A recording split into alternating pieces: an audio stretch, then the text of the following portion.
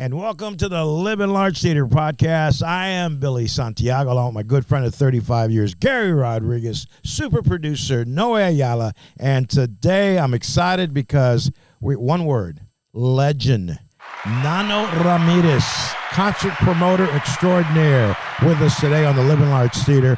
Hey, and we're available on Spotify, iTunes, Google Play, Amazon Prime, also the iHeart Podcast Network, and our super producer Noe acts as a sponsor getter, so you can call him, but before 10 o'clock at 956-451-1633. And once you listen to our podcast, we'd love for you to rate it, share it with a friend, leave us a comment. That helps our algorithm. And, hey, Gary Rodriguez, start us off. What do you got with us, Gary? Hey, thank you, Billy, and welcome to the Living Large Theater podcast. We're broadcasting today from the Majestic Theaters with our benefactor, Ward Thomas. Ward, thank you so much for allowing us to use your beautiful studios here. This is the Living Large Theater, where admission is free. All you need is a sense of humor and a hunger for entertainment. Today's show, dedicated to being alive. What a beautiful thing it is to be alive. Being alive is not easy, and it's a blessing.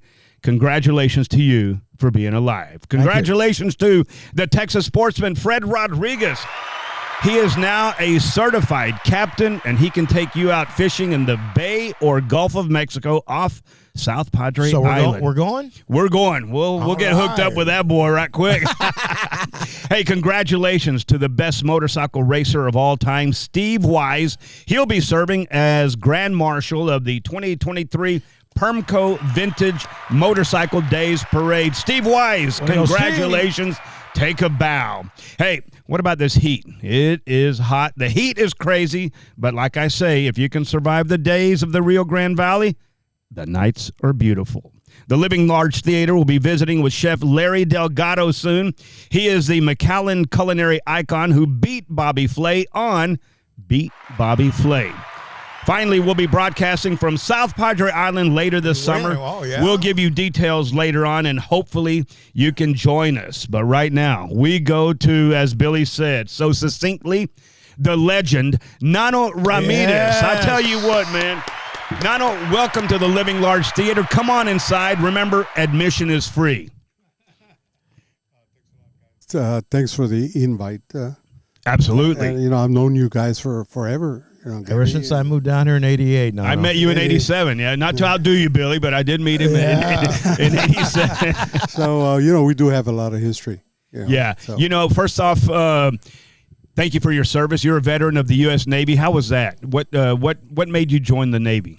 It was pre-Vietnam, basically, and I was a junior in high school, and I still wanted to pursue my schooling, so a group of our friends, we were the jocks, the football players, whatever, and we said, you know what, let's all as a group join the reserves so we can finish at least high school, get a couple of years in college, and then get up in grade before we go active. So I think it was a blessing for me because by the time I went active duty, I was already a rank of an E3, but I wanted out with being an E5. There you go. So, instead of going through the, what you call the Navy deck force, swapping decks. You passed all that. And I was lucky enough that, they give you some tests before you go actually assign a ship, and I ended up with a high clerical scores. So as soon as I got assigned a ship that was going to be stationed in Panama Canal Zone, I went straight direct to the ship's office, the administration office.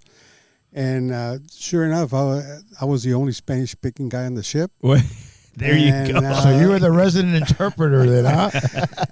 I after a couple of months, and after in the Navy, you have to take tests and compete with other inmates that are trying to go for the same, we said the rate, like yeoman takes care of the officer's records and administration.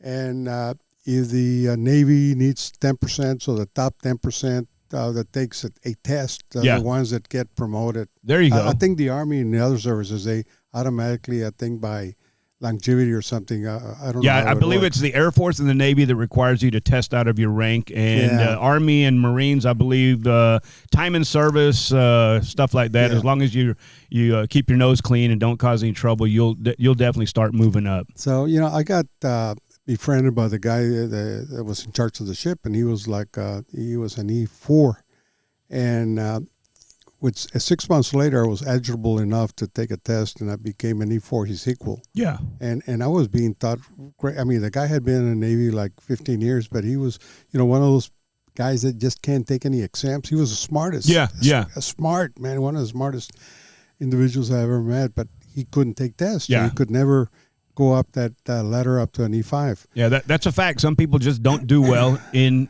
official testing. So like 6 months after that, after I became an E4, I tested for an E5, and I made an E5, and then I became his boss. Oh. So at that point, I was actually in charge of the ship.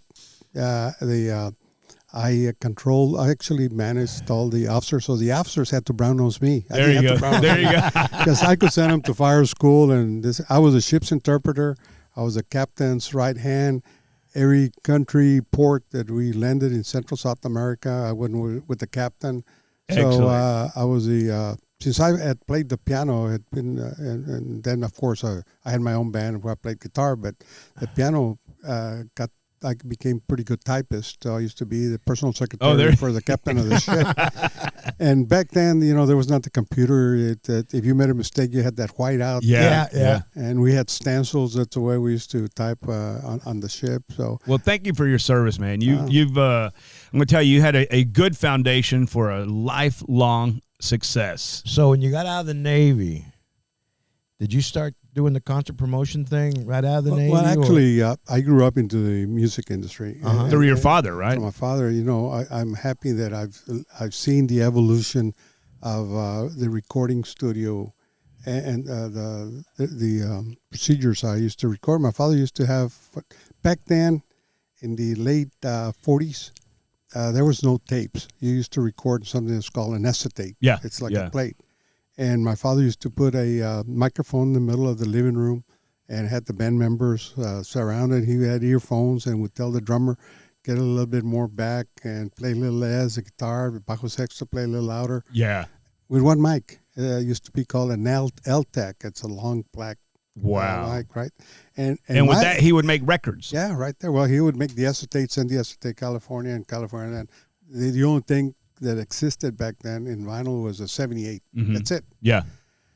And my job at that point, at being 4, 5, 6 years old, I used to go to the front of the house on the street. Because, there was no air conditioner. There was windows open. That Altec would pick up sounds, like 50 yards away. Yeah. So my job was to tell my father there was no cars coming. So he could tell the band, okay, kick it off, That's awesome. And so that was my introduction into the music industry. And then, of course, my uncle, also a famous concert composer, composed. He's been deceased 40 years, and my brother and I still share all his royalties, his compositions. He is the one that made Javier Solís with the song called Llorarás, Llorarás. Javier Solís became a big, huge Mexican star. Mm-hmm.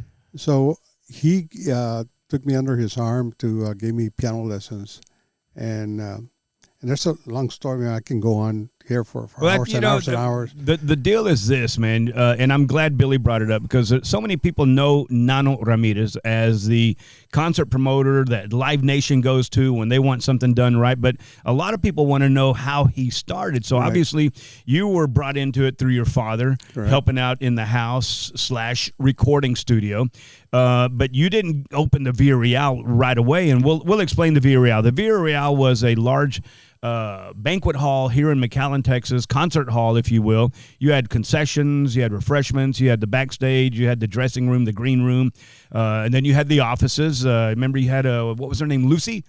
Lucy always took care of the official stuff there. But talk about that. How did you morph from just helping your father into having the ambition to do it on your own? Well, still growing up, my father then moved offices from the living room to 17th Street here in McAllen, right in front of the restaurant. What's the name of the restaurant? El Pocito.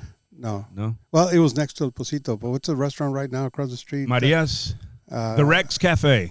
No. No? It's right now. It's open. It's one of the best steakhouses in in McAllen. I think it's Guerrero. Or Oh, something. Guerras. Guerras. Yeah, we're Arturo Guerra's place. Okay. Yeah. Right across the street. And then from there we moved to Fresno and 17th Street. And I used to come in the summers, help out cleaning the trash cans and sweeping and whatever. And then in high school, I would basically do the same thing, a little bit of inventory. Then, of course, I went to, I created my band. I started playing the guitar. 6 months after I ordered a record how to play the guitar, I already had a band, and I was 6 months later already. What was the name of the band? What was the name of the band? Well, the name of the band back in high school was we were called the Unknowns. Yeah. It's still unknown. But then I recorded an album, and it got released while I was active duty. So the band, of course, dissolved. Everybody went to the service, but I did have a one-hit wonder. And thing is, while I was in Panama, I used to go visit the record shops because we had Falcon Records, which is my father's company, Discos Falcon. We had distribution in Central South America, and so I used to go to the record shops when I had leave and would go to downtown and go to record shops and see if I could find any of our inventory there. And I ran across a pamphlet, the top 20 of 5 countries in South America. And I'm looking at it, and I see my song. Wow. Chapala theme song in 2 of the countries, Costa Rica and Ecuador, in the top 20, and one was number 4. It says, "Oh my God!" I was so excited. Hey, what an achievement, man! Hey, it's me. That's me. What an achievement! That's awesome, man. One hit wonder. Hey, everybody puts down one hit wonders, and I always say, okay, well, where's your hit? I mean, it's not easy being a one hit wonder. You know that. Yeah. Well, Jimmy Buffett made a good living out of it, right? Yeah. And when I was discharged from the Navy, of course, came directly to work with my father's office, with Falcon Records, actually doing inventory, and little by little I started taking payroll, administration. And before I knew it, I was in the recording studios, a recording engineer. And I credited myself for, I was in the Navy, and one of the bands that I admired, and the way I met my wife in high school, she used to be a singer, so I used to back her up with the guitar, and she would go play with her friend, Lucy, singing Angelito with René. So René back then. Oh, yeah, they were huge. And I got to see René when they were doing a tour with Sonny and Sunliners, Ray Stevens. They used to go to the Harlingen Auditorium. There used to be like 20 bands that would go. That's the way the concerts were back in the 60s. Yeah. And so playing the guitar and on René, back then. Then when I got out of the Navy, I was in the Navy, my father sent me clippings that he had just signed René. After Angelito, René disappeared. So he got him back in the studio, and they recorded an album, of course, 12 songs, 6 singles, and they released the first 2 singles and 0 sales. So Zero sales. Zero sales. So, well, that's a cold slap in the face. Hey, you're listening to the Living Large Theater podcast. Gary Rodriguez, Billy Santiago, super producer, and our guest today is the legend, Nano Ramirez. We want to thank you for giving us a little bit of your time here with the Living Large Theater. You know, we've been trying to get Nano on. We finally have him on, and I think that you're going to learn a lot from him. Obviously, we'll probably got to bring him back because we do 30-minute shows, and Nano's lifetime covers years and years and years. I don't think we're going to be able to cram it all in here, but I tell you what, we're going to get what we can out of him right now. So, Nano, you called me about a year and a half ago telling me that you're going to write a book. Correct. And you wanted to include a chapter in there about some shows that you did with the radio station, and one of the shows was the Ricky Martin show we had at the Villa Real. Did that make the cut? Absolutely. Your picture. You have to buy the book. That's a good one. Yeah. You have to buy the book, man. You're in the book. You got no choice. You're gonna have to give a donation. The book sells, and it's a. How do we buy the book? How can our listeners buy this book? I'll describe it to you. It's La Villa Real Entertainment Center, the real road to entertainment, McAllen, Texas, the entertainment capital of South Texas. This is the story about Nano Ramirez and La Villa Real Entertainment Center. Right. How do we get the book? Just to clarify, it's La Villa Real, and it does come from the last name, Villa Real. But I cut it up in 3 words, which means the real road, la via real, There you the go. real road to entertainment. Yeah. And the book, leading up to the via real, just real quick, summer when I came back, I started, like I mentioned, working with my father. And my father used to host dances at the McAllen Civic Center with our artists like every 3 months. And there was a syndicate of promoters in the United States that used to promote concerts all over the United States. And I consider the number one concert promoter and artist and personality, Paulino Bernal, doing Los Bailes Grandes on Monday. And I was encouraged that some of the Tejano bands that were not being controlled by the syndicate, that were not performing, they needed to be, people wanted to listen to them. But the syndicate dictated the payments Now, to the artists. The syndicate is what? Nano, is that the the Tejano Music Mafia? Is yeah, that's what it was. Believe it or not, I can go more into details. And we don't want to incriminate right? anybody here, But And we'll talk it Off the air. Off the There air, you go. right? There you go. And so they encouraged me to start, if I could get those bands to play on Tuesday nights, unheard of. I used to be Mondays because all the major cities, San Antonio, Dallas, Houston, whatever, used to have those Tejano artists, Sonny and Songliners, Lil Joe, Latin Breed, on the whatever, weekends. on the weekends. Yeah. So Mondays were either for Corpus Christi or McAllen. So here I am, naive and whatever, and with some cojones that says, man, I went against Paulino on a Tuesday. But being young and energetic, whatever, I used to throw him a 25-cent dance in Mission on Monday, and then I would have my big name bands on Tuesday. So for a year and a half, Paulino and I were, being competitive. Yeah. But after a year and a half, all the big name Tejano bands came to my side, and but I think I did him a favor because he went into the religious road, and of course He started a ministry. The ministry. Well, that says a lot about you being willing to take on the big dogs. I mean, that's how you make what you make, and that's how you get on the road to success, by doing what other people kind of are afraid to do.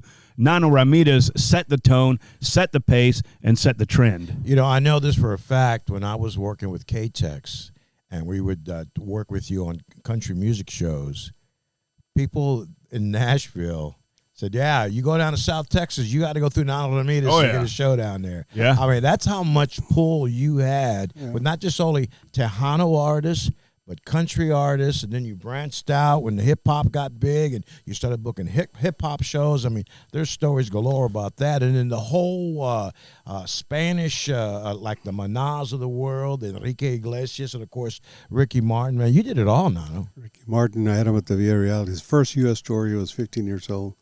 Juan Gabriel, first show in 78. The admission price was $6.50. But didn't you bring Ricky Martin when he was a kid with Menudo? Was that your show? Yeah, I'm proud to say that I did a lot of firsts. I had the very first worldwide biggest boy band in that time in history, which was Menudo. Yeah. And I was able to secure them to play at the McAllen. The Civic Center? No, the high school stadium. Sold out, 10,000 people. Oh, my goodness. 12,000. Yeah. Well, I remember we went to dinner in Far with Menudo, and Ricky Martin was just a little kid, and I guess 15, maybe 14, I don't know, but he was there, and I was sitting right next to AC Cruz. I think it was a Roundup we went to eat at, and I told AC Cruz, I said, you see that kid right there? I said, that's the star of the band, not Charlie and Sergio and the other guys. I mean, they were good. They were very talented, but I could see something in Ricky Martin just sitting there being real quiet and knowing that he had that it factor. Yeah. Talk about George Strait. So you had George Strait at the Via Real several times. 10 times. 10 times. And what was his state of mind then? Obviously, was he already a star? Well, they tell me I said this, and of course, I'll take it. It's a compliment for me. I had him the first time in 82, and he was on stage, and I paid him, I think, $6,000. I lost money, and I saw him perform on stage, and I said, this guy doesn't have a chance in country. Doesn't have a future in country. How did I know the king of country, man? He just plays, right? It's unbelievable. Yeah, he was just there, but pretty face. The girls were going crazy. Right. But said, he doesn't have a future in country. Look at the king of country, man. George Strait. I remember one time you had Garth Brooks at La Villa Real. Halloween night. And Billy gave me tickets to this show. And I remember I was going, what is a Garth Brooks?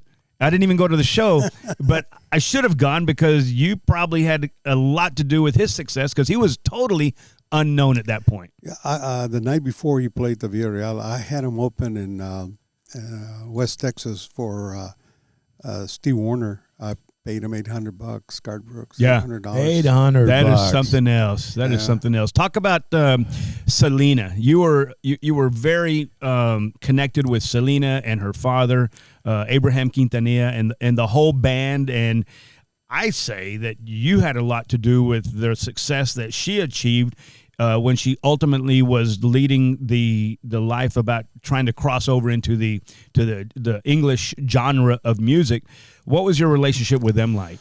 Well, fortunately, when I was in high school, there used to be dances at the Civic Center, Tejano bands, but they used to play top 40 music, Sunny and Sunliners, and even Los Dinos.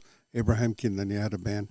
And if you saw the movie, the Dinos at the beginning of the movie shows that he only played top 40. When he played Tejano, they got run off of a club or something, right? And also while I was in the Navy, talking about Rene, my father signed up Los Dinos and recorded Los Dinos' first 3 Tejano albums at our record label. So our relationship with Abraham was back in before even Selena was born or any of his kids. Eventually, there was still the history that we knew each other. And when Selena started coming out, Selena was already huge all over the state except the Valley. The Valley had just she wasn't clicking in the Valley. Why was that, Nano? I wouldn't give her a chance. No, they would play her, but there was no demand for Selena. And Abraham used to call me every 3 months. Nano, I need a date. I said, I can't pay. I can't do this, man. It's not going to draw. And he used to get mad. He said, God, it's too.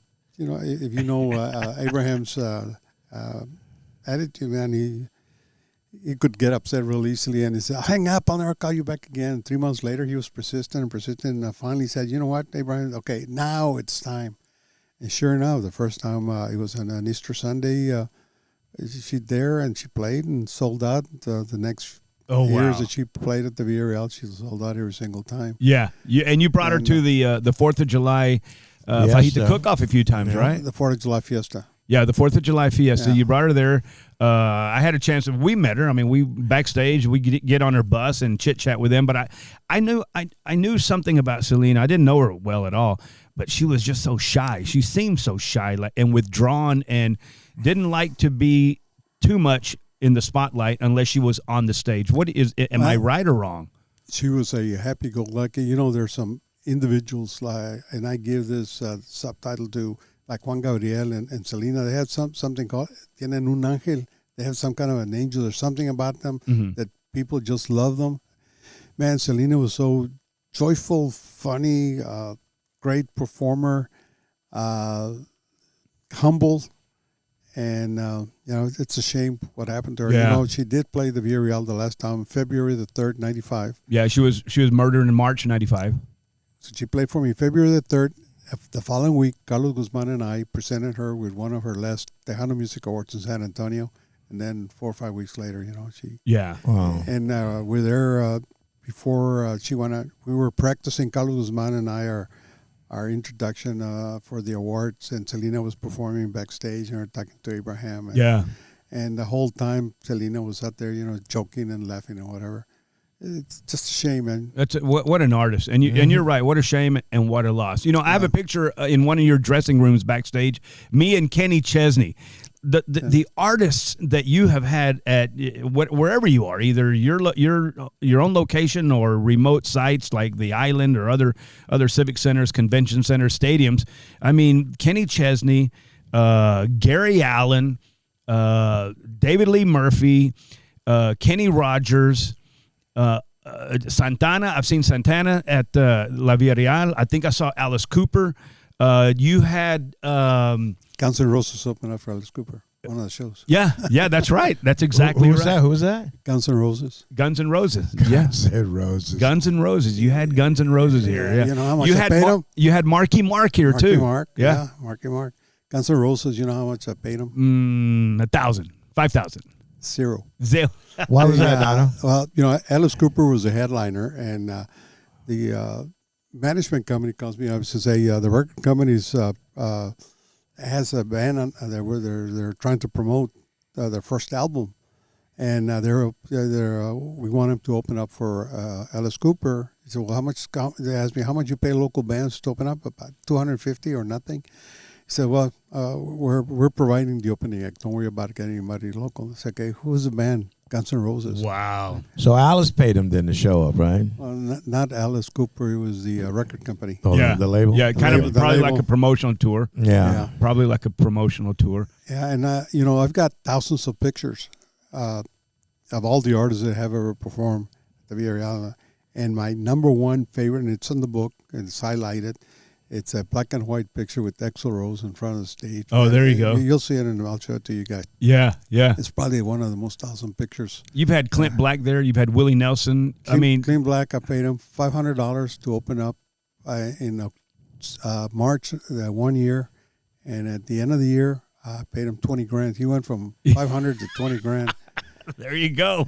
Hey, but you got him back. You know, you said something a while ago that you took a loss on one of the shows. I forget which one it was, but I bring that up because a lot of people think being a promoter is glamorous and you're going to make a lot of money and you're going to be very popular with everybody, but there is a certain risk involved in being that guy that puts his name on the dotted line to bring in an Alice Cooper or a Santana or a Kenny Chesney, right? What are those risks? Well, the secret was at the beginning, the 30-year history of the Villa Real. And it was my success. You know, during that course of 30 years, I got to see, and I'm talking about hundreds of wannabe promoters. They're still out there. Oh, no, they're still out there. Yeah, absolutely. Yeah, everybody wants to be that. And but my success was that I had my own venue where I could fall back on concessions. I could fall back on merchandise sales from the artist. I had rentals. I never expected to have that many bodas, quinceañeras, fundraisers, churches, whatever. At some point, if you look at every year on the book, the beginning of the year, every chapter is every year is a chapter. At the beginning of every chapter shows every single event that was booked at the Villa Real. Yeah. And some months I was booked every day, including a bingo for Amigos de Valle or whatever, every day. Wow. Congratulations, months, man. So that was basically my history. I would take some losses, hit a lot of hits on the door. That's where wannabe promoters thinking that because there was a crowd, they hadn't realized that there's other revenues coming in. So that the life of the wannabe promoter would last one or two concerts after they take a big loss. Since then, after the Villa Real, it's been kind of hard, but it's the volume, and I've surrounded myself. I used to do everything myself, and then my son, JR, came along to be my right-hand man for many years. But unfortunately, he got stricken with multiple sclerosis, and limits him to work in the business. But he's got his own deals. He's already produced one book, and the other book is about to come out. And it's very smart man. It's a hilarious scenes behind the concerts. There you go. He's got 32 situations that happen. Yeah. What happens behind the scenes on the concert. Well, how about a big round of applause right now to J.R. Ramirez and all the work he does to continue the legacy of Nano Ramirez. Let me, as we were about to close, we're going to bring you back, but let me just mention some of the names here that other than the ones we've already mentioned. Vicky Carr, Three Dog Night, Moss with Joe Lopez, Cheap Trick, Joe Cocker, Crystal Gale, Hank Williams Jr., Ronnie Millsap, Ricky Skaggs, Eddie Rabbit, Joan Jett, Gene Watson, Mo Bandy, and Rocio Durcal all played with you. Well, let me recap one in '86. It just did an example because somebody has said,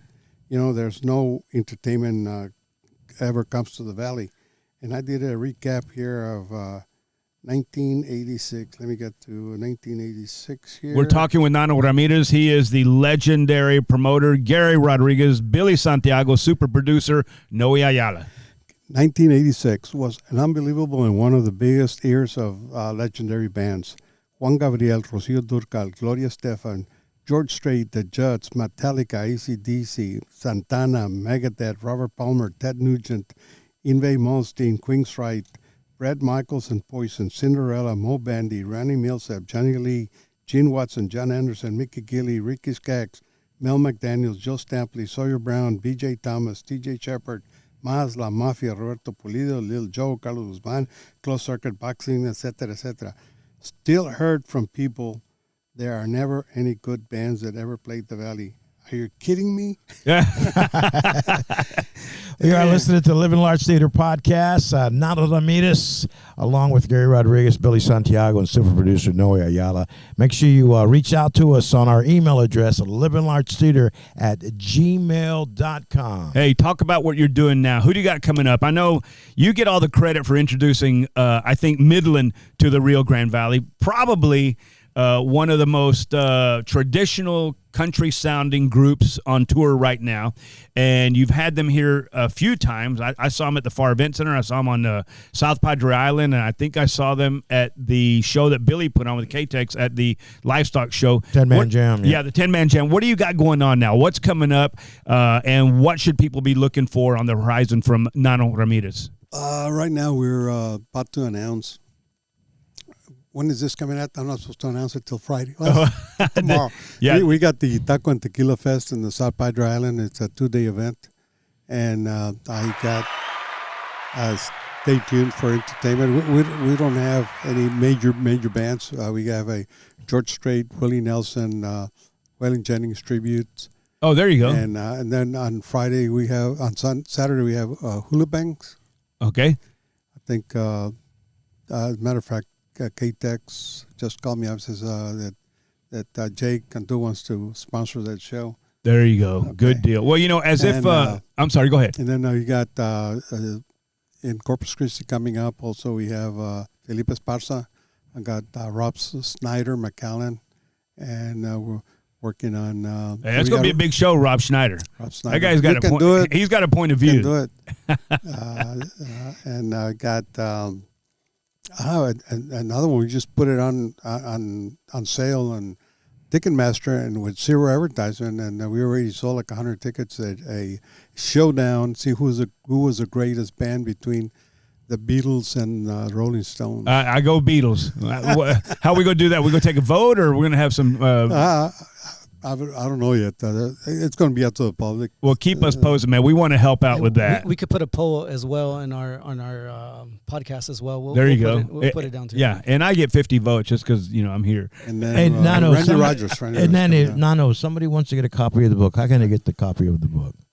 Right now, it's not on Amazon, whatever. The easiest thing is, I book concerts, right? So, book them Nano, email. It's bookemnano@yahoo.com. There you go. Email me your phone number, address, and I'll give you instructions how to where I can get you the book. I'll sign the book for you, and I got Cash App. I'll give you instructions on Cash App or Vimo, or I'll personally deliver the book if it's here in the Valley. There you go. Bookem Nano is BOOKEM Nano, N-A-N-O. Bookemnano@yahoo.com. Also, we could hire Billy to go deliver them for you. I guess since he's retired and has nothing else to do. Hey, as if being the #1 legendary music concert promoter in the Rio Grande Valley isn't hard enough, I'm going to start naming off some of the other businesses that Nano's been involved with that I know about. Funtime Pizza, The Workout, 23rd Street Sports Pub, Bar and Grill, Hot Spots. You said another place called The Alley? That was one that I must have missed. What was the alley? The alley just before the yacht club. It was a teen disco. We had it for 2 years, and teen disco after 2 years, it wasn't working out well, so we converted into the yacht club. There it is. Yeah, the yacht club. Blame it on Rio. Let us entertain you. Southern Nights. I remember South Dallas. You own South Dallas. Well, yeah, actually, it was Southern Nights first, and then for a couple of years, it was at Newton Brothers playing there. I worked many a Thursday night there. Yeah. And you brought Boys to Men there, I believe. Yeah, Boys to Men there. We lost our wireless mics after their performance. Oh. That was a crazy night, Nano. That was a crazy night. I wonder who took the mic. Yeah. Billy. Billy did it. Billy did it. There you go. Hey, we're talking with Nano Ramirez. He is the legendary promoter, host, and businessman here in the Rio Grande Valley. We want to give credit to Nano and Nano's son, J.R. Ramirez, for keeping the flame going. And you know, it isn't easy doing what he does or doing what they do, but they persist, and they persist in being successful. And Nano, over the years, you know, when you started, concert promotion was done this way. Now in 2023, it's just a whole different ball game. How do you make that adjustment? You know, like I was saying earlier, it was just me independently, myself. Then my son came along, and we could do everything to produce a show between ourselves. Ever since then, I was fortunate enough that I got the opportunity to remodel the Far Event Center, and it was my home for 10 years. During the latter years of that, I encountered a couple of what I call my new young guns, and an old friend that helped me promote back in the days also. So a shout out to Rich Novello, Nestor and Carlos, Nestor Garza and Carlos Castillo. They're fantastic in social media, so that's been the biggest, huge difference. Yeah, do you have somebody who does your social media for you? Yeah. Those two guys, they're amazing. They're also street people that go out and with the street team with posters, and they're very good. Mm-hmm. Oh yeah, selling tables and helping promote the event. So they've been a big plus to me, and we call our group the A-Team. There you go. True professionals. Billy, take us out, man. We're with Nano Ramirez. Billy's going to close us out, but he's going to give all the props to Nano Ramirez. And Nano, thank you so much for making time for being here with us. We know you're a busy boy. Hey, where do I send the bill? Billy Santiago. You're listening to the Living Large Theater podcast. You can find us on Spotify, iTunes, Google Play, Amazon Prime, the iHeart Podcast Network. If you want to be a sponsor of this fine show, give Noe, our producer, a call, 956-451-1633.